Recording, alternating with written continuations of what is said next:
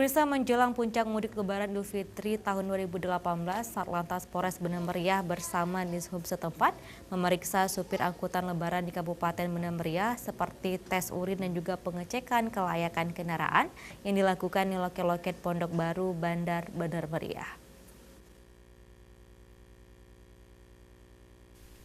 Untuk memastikan bahwa para supir bebas dari narkotika dan zat adiktif lainnya, sekaligus demi keselamatan penumpang pada saat mudik nanti, pihak Satlantas Polres Bener Meriah bersama Dishub setempat melakukan pemeriksaan urin untuk para supir angkutan umum dan memeriksa kelayakan kendaraan di loket-loket angkutan umum di Pondok Baru, Bandar Bener Meriah.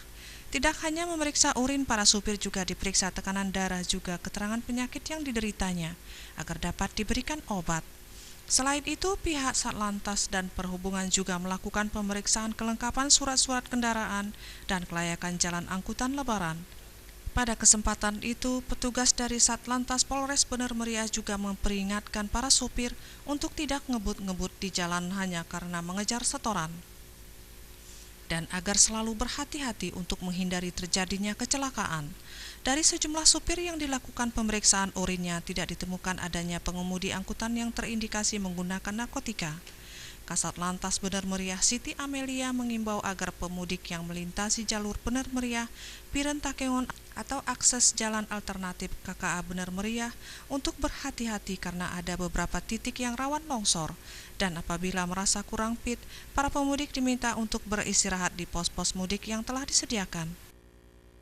Terkait pengecekan diri yang kita lakukan sore ini, kita bekerjasama dengan kesehatan Polres dan kesehatan rumah sakit Kabupaten Bener Meriah untuk melakukan tes urin kepada beberapa sopir-sopir angkutan umum. Ya, jadi tadi kita sudah melakukan langsung, kita terjun ke loket-loket. Nah, kemudian setelah itu kita lakukan pengecekan ke kendaraannya langsung, kelengkapannya. Kemudian juga saya memberikan himbauan kepada pengemudi kendaraan umum yang ada di belakang kita yang sini, itu cara baik untuk melakukan mengemudikan kendaraan secara baik.